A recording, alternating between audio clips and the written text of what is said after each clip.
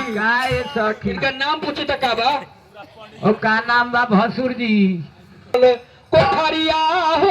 जीवा भरल का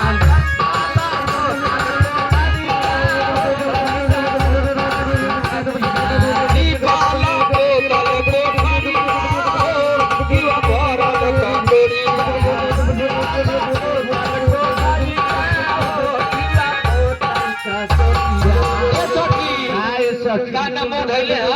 पवन कुमार। पंडित जी पंडित जी रुकी बंद करिए। बाप रे बाप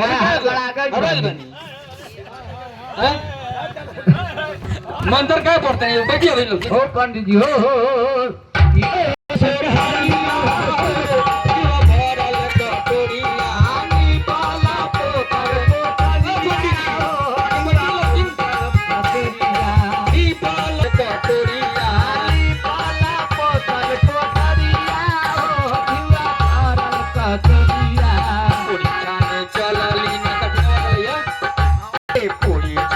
चलली ना पवन बहुची नारो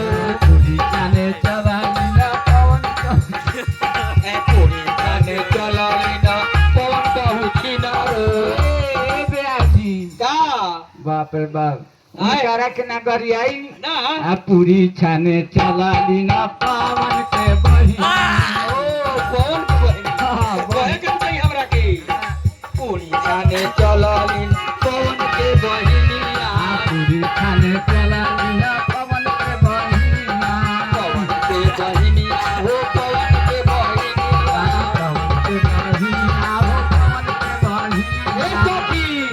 सखी तई सब फरिया के हमरा कहब तब नु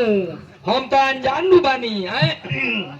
और का पीछे में गड़ गेल लकड़िया है कीड़ा भरल कटोरिया पीछे में गड़ गेल लकड़िया हो कीड़ा भरल कटोरिया पीछे में गड़ गेल लकड़िया हो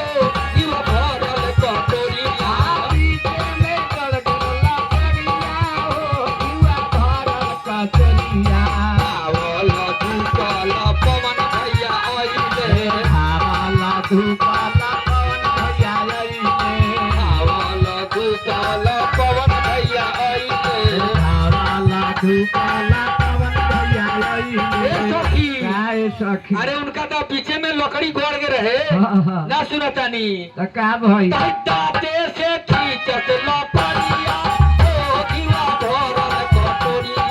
दाते से खींचत लकड़िया हो दीवा भरल कटोरिया दाते से खींचत लकड़िया हो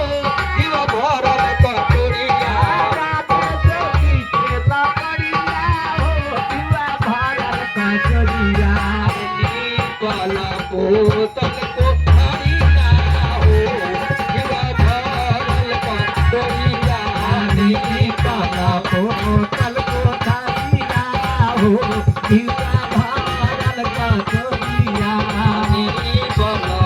बोतल को हरिया हो दीवा भरल कटोरिया जजमान तक कुछ दक्षिणा उछना मिली तो अपनी सही दक्षिणा मांगल जावा कि हड़बड़ सड़बड़ करके गड़बड़ करके चल जाए ना ना ना दे जजमान पुजारी दिया रउआ हाली हाली बेदावा पढ़ावी हो अमर बाबा जी रउआ हाली हाली बेदावा पढ़ाई ना अमर पानी जी आओ पंडित हो अमर बाबा जी आए पानी जी हो अमर पानी जी आओ पंडित हो अमर बाबा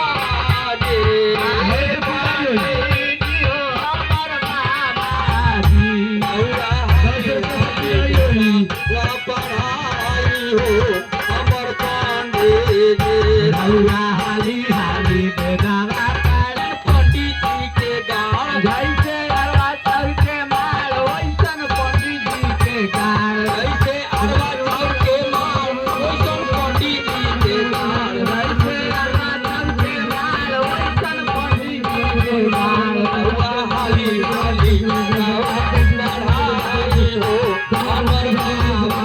जी रउआ हाली हाली बेदावा पारी हो हमर बाबा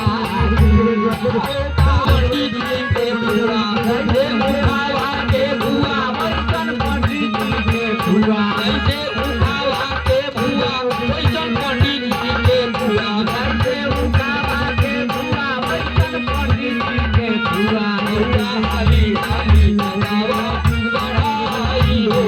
हमर बाबा जी रउआ हाली हाली बेदावा पारी हो हमर बाबा ओ पंडित जी का नाम पड़ी नाम बाबा जी ऐ ठुसन तिवारी बैठा तले आवत तनी नाम का पूछ जल्दी जल्दी पूछम आ बाबूजी के नाम का हवा बाबूजी का ना पिटा तले आवत तनी जी सही नाम बताओ लगाओ हाँ हाँ वे धाना लो मन में आवे जाओ ने कथी नाम बा? पंडित जी के नाम का होगो पंडित बाहू पे नाली ना तीन रंग के साड़िया पंडित बाहू पे नाली ना बाहू पे नाली ना तीन रंग के साड़िया पंडित बाहू पे नाली तीन रंग के साड़िया तीन रंग के साड़िया हो तीन रंग के साड़िया तीन रंग के साड़िया हो तीन रंग के साड़िया तीन रंग के